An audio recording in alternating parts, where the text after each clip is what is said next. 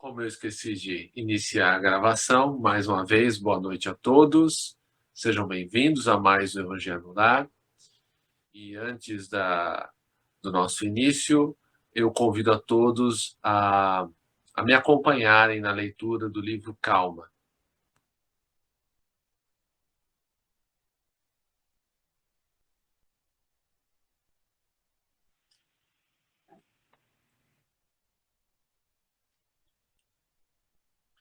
Azedume e irritação. Alguém terá dito que trazes alguma doença oculta, impedindo-te sorrir. Mas não acredites que essa ou aquela indisposição orgânica te possa furtar a serenidade. Possivelmente, alguma ocorrência desagradável te agitou as forças mais íntimas e estás a ponto de cair na vasta cadeia de reações negativas. Certa pessoa contrariou-te, talvez, os projetos e desígnios. Algum prejuízo alcançou-te de inesperado. Recorda, momentos de crise te examinam a capacidade de resistência. Determinados contratempos são bênçãos antecipadas, cuja significação virás a compreender. Existem perdas que te induzem à mudança de orientação para grandes lucros. Algumas vezes, certas relações desaparecem para que outras se te destaquem no caminho, valorizando-te a existência. Haja o que houver, não tranques a face e deixa que o teu sorriso te ajude, ajudando aos outros. Azedume e irritação, na essência, são duas sombras que te afastam do que há de melhor. Calma. Eu tava lá no quarto, aí eu escutei. Azedume e irritação. Falei, opa! Não fui eu que falei, hein? Bom, gente, vamos começar com a nossa prece do Pai Nosso, Ave Maria. Alguém quer fazer? Posso fazer? Pode sim, Zaninha, por mim tudo bem. Ave Maria, cheia de graça, o Senhor é convosco. Bendita sois vós entre as mulheres, e bendito é o fruto do vosso ventre, Jesus. Santa Maria, Mãe de Deus, rogai por nós, pecadores, agora e na hora de nossa morte. Amém.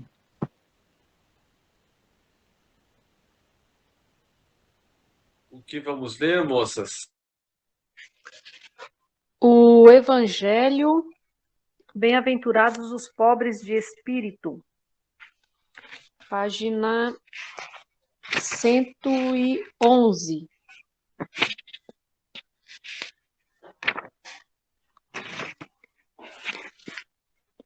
Capítulo 7.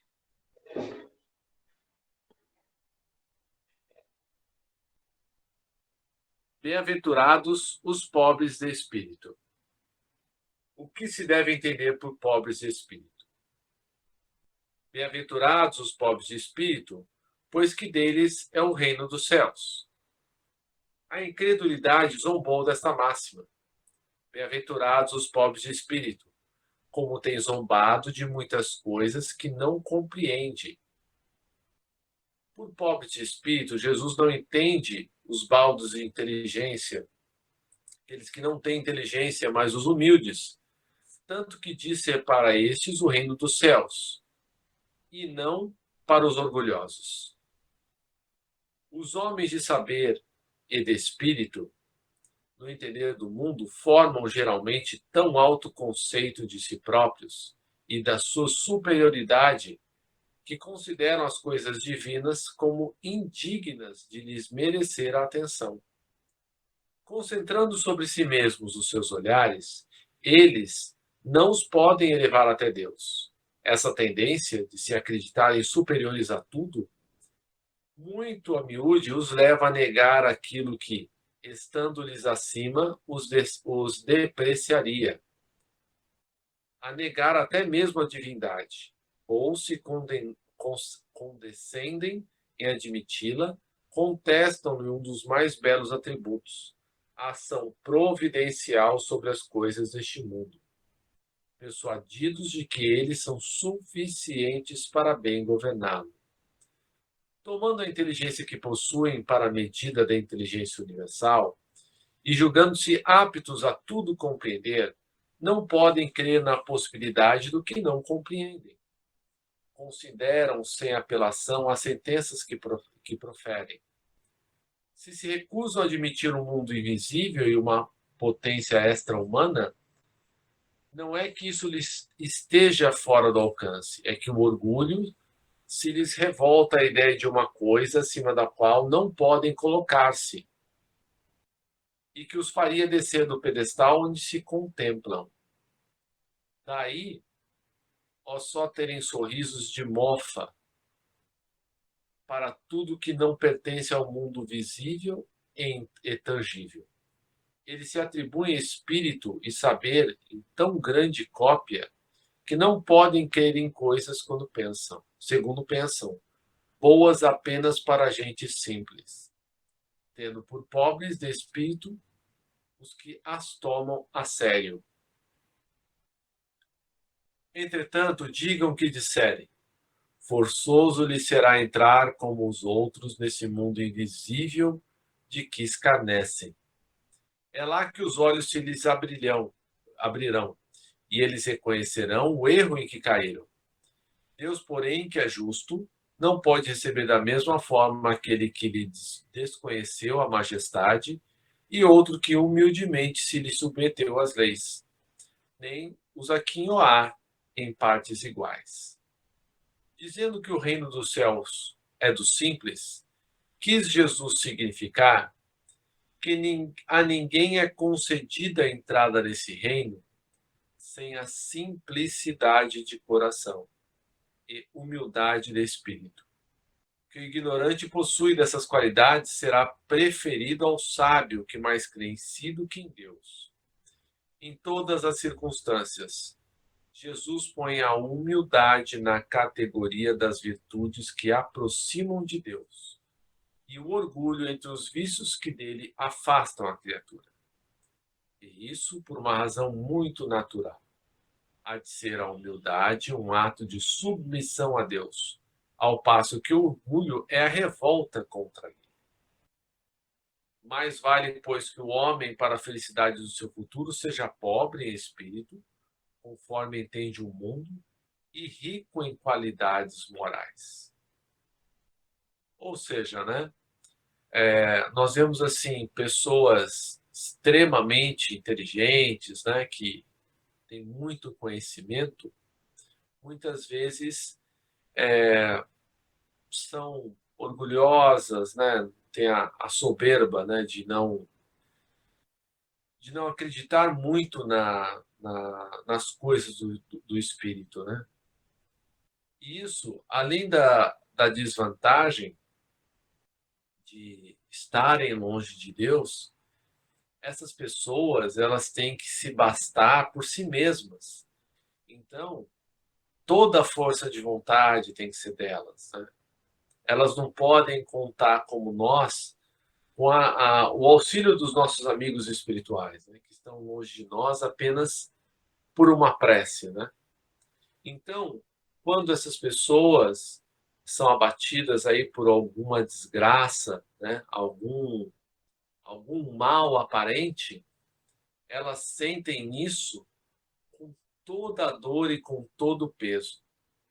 Ao contrário de nós, porque mesmo se nós nos abatermos, nós já estaremos sendo ajudados, né? Já teremos mérito para sermos ajudados, né? Porque nos submetemos, procuramos nos submeter às leis divinas, procuramos nos melhorar. Algum comentário? Não, Fred, bem explicado.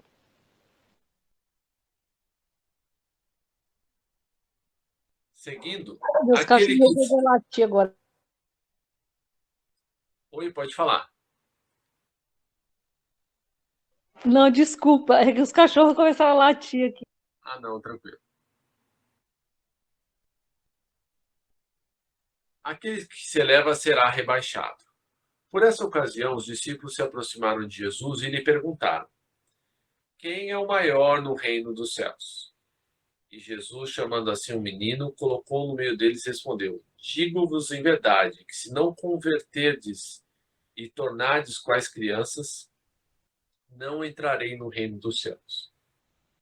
Aquele, portanto, que se humilhar, que se tornar pequeno como esta criança, será o maior no reino dos céus. E aquele que recebe em meu nome uma criança, tal como acabo de dizer, é a mim que recebe. Então a mãe dos filhos de Zebedeu se aproximou dele com seus 2 filhos e o adorou, dando a entender que lhe queria pedir alguma coisa. Disse-lhe ele: que queres?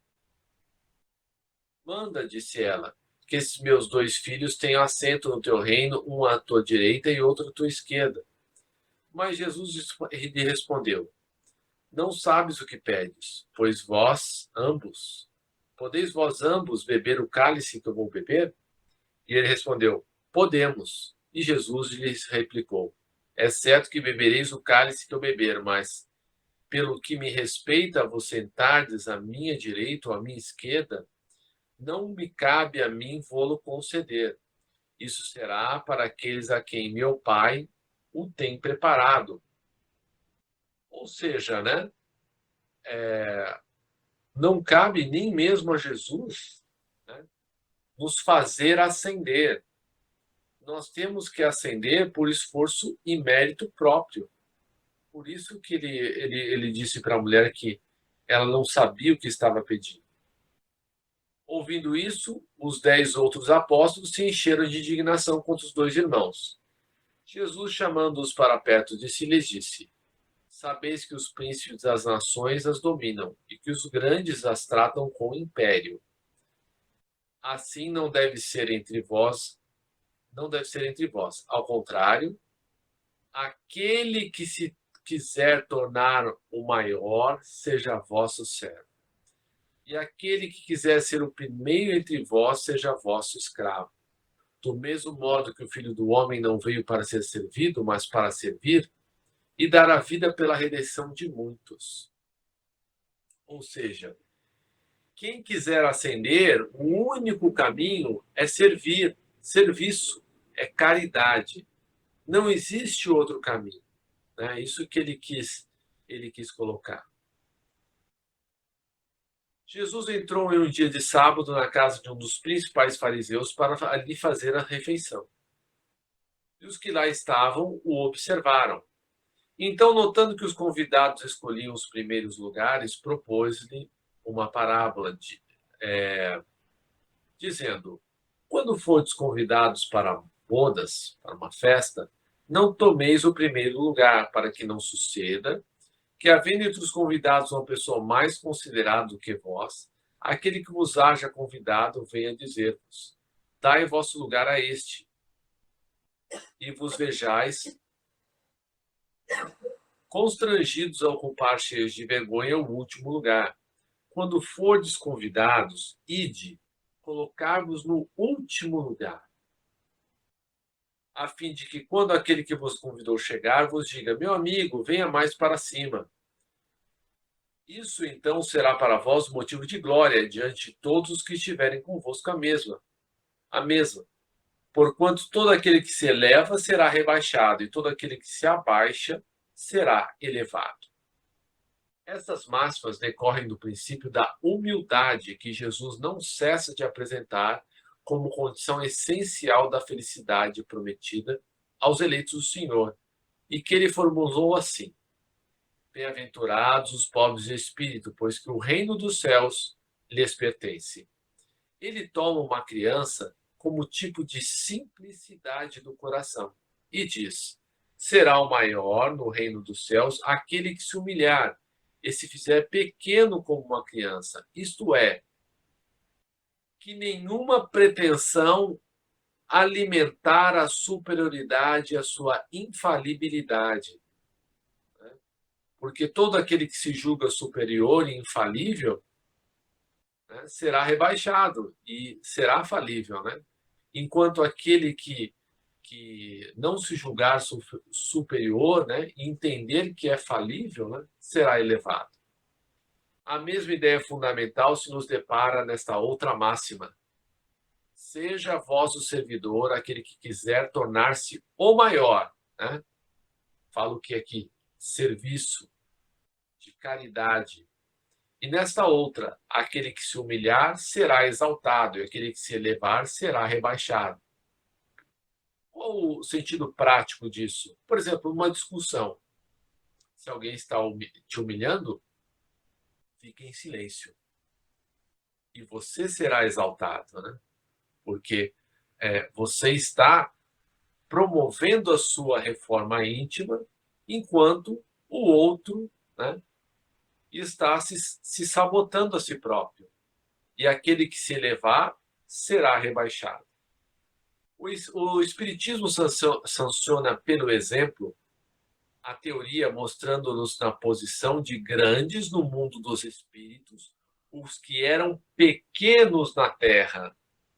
E bem pequenos, muitas vezes, o que na Terra eram os maiores e os mais poderosos.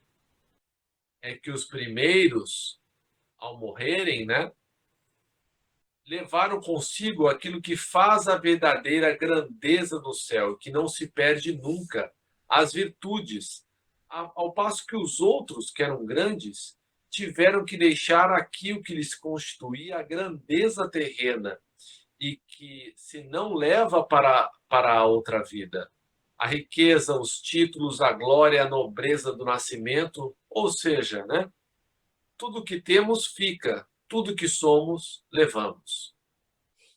Nada mais possuindo senão isso, né, senão a grandeza da terra, chegam do outro lado privados de tudo, como náufragos que tudo perderam, até as próprias roupas, né? Ou seja, são mendigos espirituais, porque não plantaram o bem, né?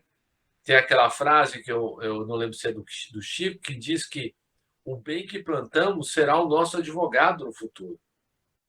Conservaram apenas o orgulho, que mais humilhante lhes torna a nova posição, porquanto vêm colocados acima de si e resplandecentes de glória os que eles na terra espezinharam. Tem até mais à frente no capítulo o depoimento de uma rainha, né? Que foi rainha sobre a terra, salvo engano, é a Catarina de Médicis, da França. E ela chegou no mundo espiritual, ela viu, né, servos que ela desprezava, né? Como falou o Evangelho, resplandecentes de luz, enquanto ela era uma mendiga espiritual, né?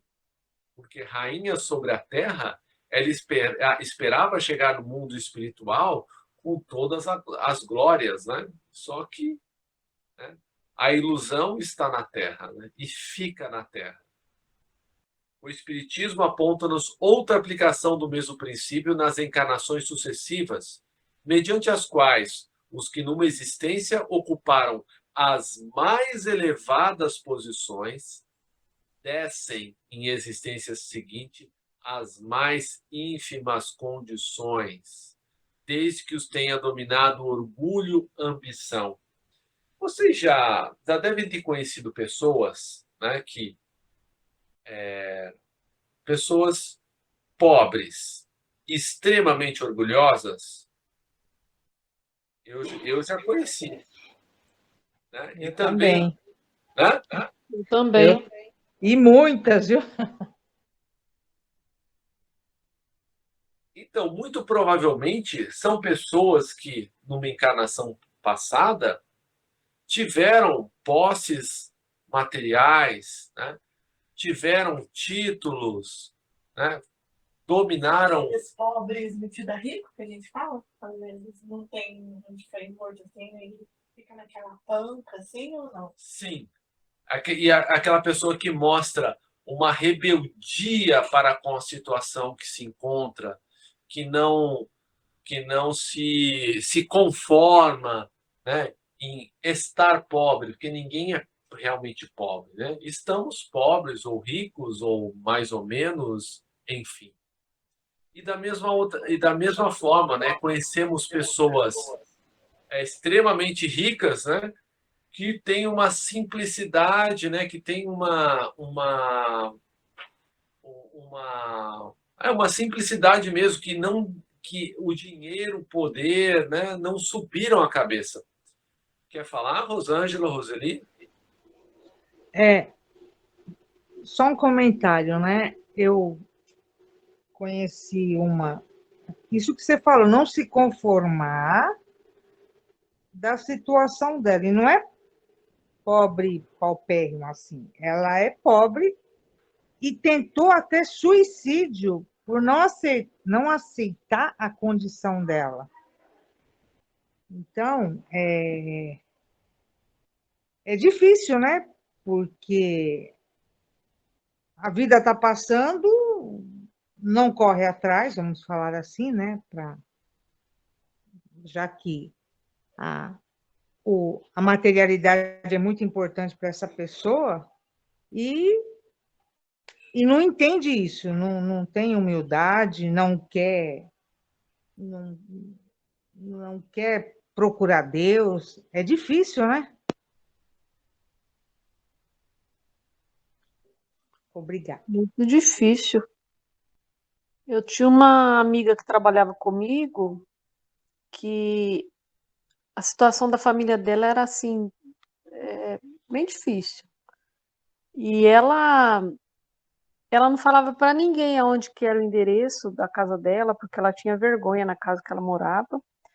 E o que ela recebia de salário, ela gastava tudo para comprar roupa de marca, sabe? Então quem via ela na rua assim achava que ela era uma pessoa muito abastada, só usava aquelas roupas de grife. E o pai dela ensinava, depois de muito tempo que ela ficou trabalhando comigo, fiquei sabendo através de outras pessoas que o pai dela ensinava violão. E ela não falava com ninguém, ela não falava, porque ela achava assim uma coisa muito, uma profissão muito baixa, né? Porque não ganhava muito. Então era muito sofrido a gente ver a situação dela, que ela queria parecer uma pessoa rica, sabe? Uma pessoa assim que tinha condições, né, financeiras boas. E ela não aceitava de jeito nenhum. Ela jamais, assim, falava o endereço dela pra gente, não deixava, não recebia ninguém na casa dela. Eu tinha vergonha. Então eu fico pensando assim, essas pessoas sofrem muito, né? Sofrem demais, porque eles vivem uma vida fora da realidade, né? E não vai adiantar nada, né? Porque eles têm que passar por aquela situação ali, por aquela prova, e se não passar por isso agora, em uma outra situação pode até piorar, né? É muito complicado. Essa não aceitação é difícil demais. Dá licença. E o engraçado dessa pessoa que citei, que mesmo que você queira ajudar, tudo que você tenta até dar para ela é pouco. É uma coisa esquisita, né? Vamos supor, não tem casa, você está dando a oportunidade da pessoa ter um apartamento simples, não, é muito pouco, você Uhum. entendeu? Então, não tem como ajudar, assim, nem espiritualmente, nem materialmente, porque o que a pessoa quer é um impossível, né? É muito além, né, daquilo ali, porque não é qualquer coisa que a satisfaz, né? Então, será que é uma doença? É alguma coisa que traz, vamos falar, de vidas passadas? É complicado, né? Às vezes tem pessoas, Ana, que às vezes a gente fala de ajudar, porque eu fazia parte aqui da casa espírita, e a gente tinha aquelas visitas fraternas, né, para ajudar as famílias, tudo com cesta, inclusive agora no Natal a gente faz cestas. E tinha gente que falava assim: ah, não, eu só estou precisando só agora, só, sabe? Você sabia que a pessoa passava uma dificuldade o ano inteiro, mas é tão orgulhoso que você tá vendo aquelas crianças tudo assim, passando necessidade, passando fome mesmo, e a pessoa não aceita ajuda. Ela acha assim que é uma humilhação ela aceitar aquela ajuda que a gente vai com todo jeitinho, né, para oferecer, se a gente pode fazer alguma coisa, pode ajudar. e a pessoa não quer. É complicado. É difícil, né? Muito difícil. Porque não sofre só ela, né? Sofre a família toda, em função do orgulho dela. Verdade.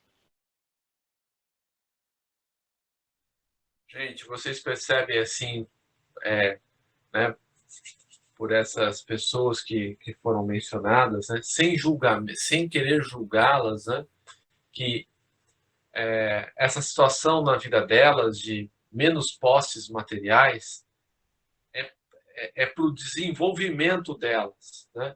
E era para ser apenas uma prova, Sim, mas devido ao apego, né, à necessidade de se sobressaírem em relação ao outro, né, algo que é uma prova se torna uma expiação, um sofrimento sem fim, a pessoa não admite. E já que nós falamos de terceiros, né, eu gostaria de falar um pouco de uma situação que eu vivi. Né? Minha mãe uma vez me emprestou um dinheiro para eu comprar um carro, né? E ela super feliz de ter me ajudado, né? E assim, eu não consegui comprar o carro que eu queria com o dinheiro que ela me emprestou. E assim, mesmo ela me ajudando, a situação que você falou dessa pessoa, eu, graças a Deus, eu não expressei essa ingratidão para com ela, mas eu senti a mesma coisa que a sua amiga, que não era suficiente, porque eu queria ter um carro melhor. E eu tenho um carro que tem quase 20 anos. E durante algum tempo, eu me sentia diminuído por os outros terem um carro melhor do que o meu e eu não poder comprar um carro melhor, né? Aí a gente começa a pensar, né? Mas será que esse outro que tem um carro de sei lá quantos mil, 100 mil, será que ele é feliz? Né? Aí quando você vai olhar para a pessoa, né? A pessoa é infeliz em casa, tem um monte de dívida, tem que trabalhar não sei quantos trabalhos para conseguir, né, pagar tudo que comprou. Então, a questão é o que realmente precisamos para ser felizes, né? E Kardec, quando pergunta aos espíritos as verdadeiras condições para a felicidade aqui na Terra, né, que é uma felicidade relativa, os espíritos enumeram 3 condições: a posse do necessário, a consciência tranquila e a fé no futuro. Então, os espíritos não falam a posse do supérfluo, falam a posse do necessário. O que eu preciso para bem viver? Eu preciso de um teto, né? Eu preciso ter comida na minha casa. Se eu puder ter um carrinho que me leva aqui, ali, é isso que nós precisamos. E vocês podem prestar atenção. Quando nós queremos muito mais do que as nossas possibilidades, né, quando temos expectativas maiores do que a nossa realidade, o que acontece? Isso gera infelicidade. Nos tornamos invejosos, infelizes, né? Queremos ter o que o outro tem, quando Deus tem um outro plano para nós, né? Porque essa relativa falta que às vezes nos causa sofrimento é para que a gente diminua o nosso orgulho. Essa é a resposta da prova. Não está errado eu querer mais para a minha vida. Está errado eu fazer da minha vida um motivo só de eu querer mais coisas, né? Quando nós sabemos que tudo que nós temos, inclusive o nosso corpo físico, vai ficar aqui. Quantas pessoas, né, lutam muitos anos, né? Prestam um concurso, Aí o que acontece? Ficam doentes, ou então até desencarnam, né? E tudo aquilo que a pessoa lutou foi por água abaixo, porque ela construiu a casa dela sobre areia, e essa vida é areia. Né? Quando nós temos que construir a nossa vida sobre a rocha, né? E qual que é a rocha? São os valores éticos, morais, espirituais, fazer o bem, a caridade, porque isso é a única coisa que nós vamos levar. E se nós pensarmos que essa vida é tão curta, mas muito curta mesmo, até porque, né, se você tem 50, você acha que vai ver mais 30, né?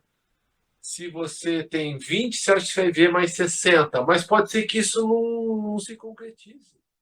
Pode ser que nós sejamos chamados muito antes do que a gente imagine. A gente imagina. E no centro espírita, no grupo mediúnico, várias e várias vezes na mesa, espíritos que achavam que tinham mais tempo. E geralmente a gente acha que tem mais tempo do que a gente realmente tem. Então, a hora para a gente fazer o bem, para a gente, né, lutar pela nossa reforma íntima é agora. E quanto menos a gente der valor às coisas materiais, né, para que elas não determinem o nosso caminho, tanto mais feliz seremos. Tem uma frase que diz assim: quanto mais coisas eu possuo, mais as coisas me possuem. Porque as coisas em si demandam trabalho, demandam tempo. E o tempo é a única moeda que a gente não consegue barganhar.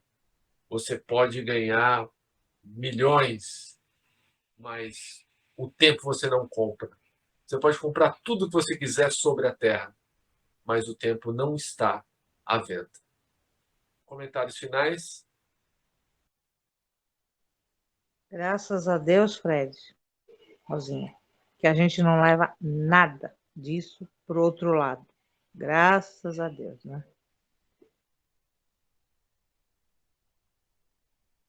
É verdade. Só que infelizmente tem pessoas que ainda não têm essa consciência, né? E não conseguem se desapegar das coisas e ficam sofrendo lá no mundo espiritual porque deixaram as coisas aqui, né? Uma vez eu assisti uma peça em São Paulo que é Além da Vida. Se tiverem oportunidade, assistam. Muito interessante, que focava justamente vários problemas, né, dentro assim, da espiritualidade, mas falava muito desse apego material e de você ter que se desvencilhar disso para, quando você parte para o mundo espiritual, você tá realmente leve, né, de toda essa bagagem que você tem que deixar aqui. E o sofrimento daqueles espíritos que vão para lá e ficam apegados às coisas aqui. É muito cruel, porque eles não podem retornar e eles ficam vendo as outras pessoas usufruírem das coisas deles, que, né, eles acreditam ser deles, que nada é da gente, é tudo emprestado, e fica sofrendo, né? Uma coisa sem sentido.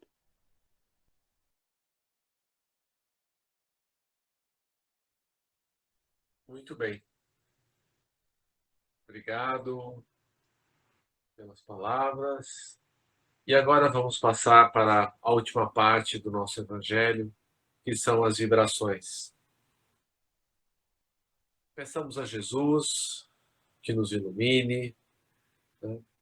Primeiro, vamos agradecer a Ele, a toda a espiritualidade maior que está conosco já há bastante tempo.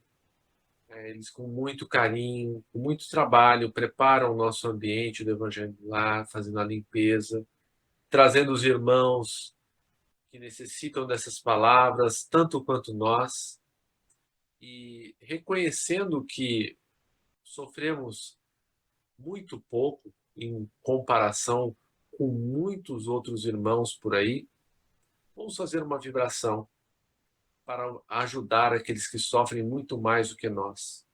O nosso sofrimento é muito barato perto desses. Vamos então fazer uma vibração pelos nossos irmãos desencarnados que estão em sofrimento.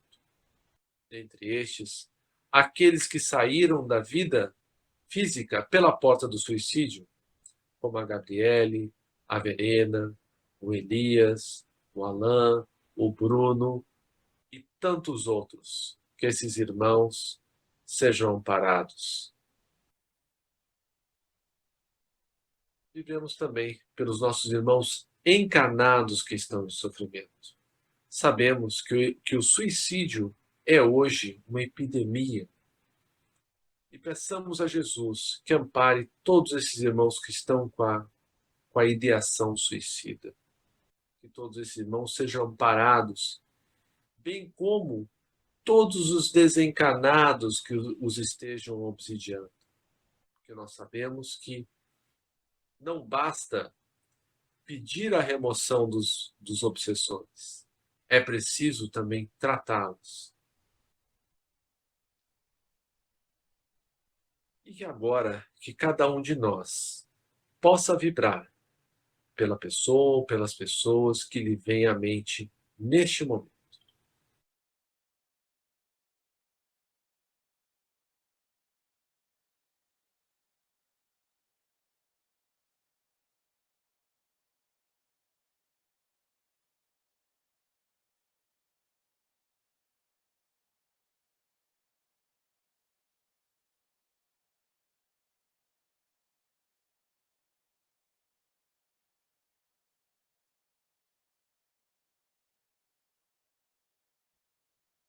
Que todos esses irmãos que pensamos neste momento possam receber essas vibrações de paz e tranquilidade.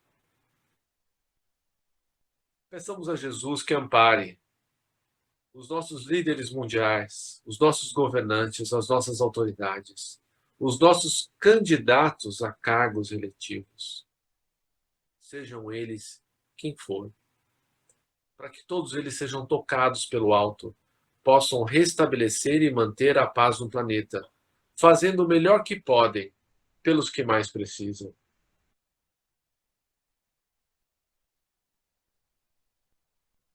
Vivemos também pelos indivíduos anônimos que fazem a caridade pelos centros espíritas, igrejas, templos, seitas de quaisquer natureza que professem o bem e a caridade.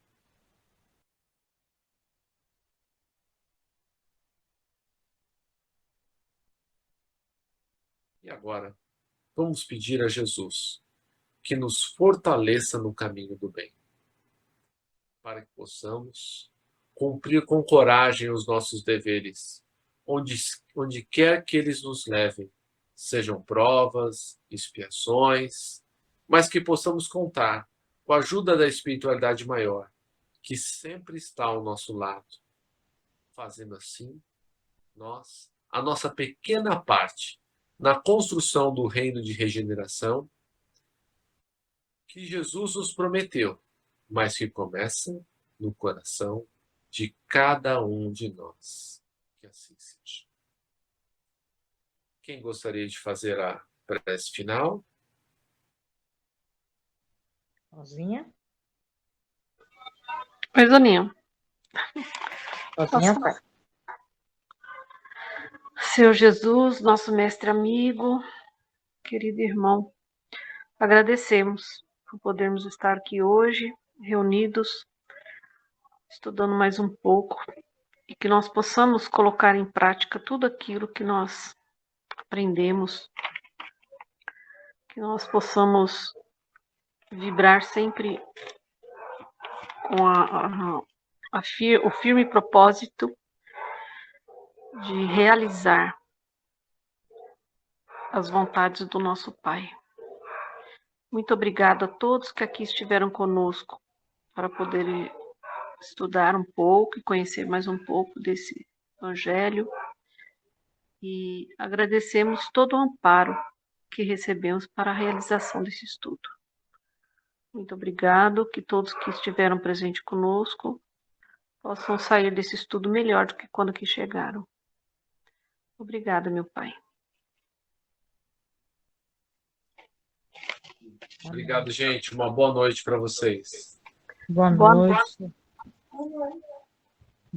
Obrigado. Obrigada.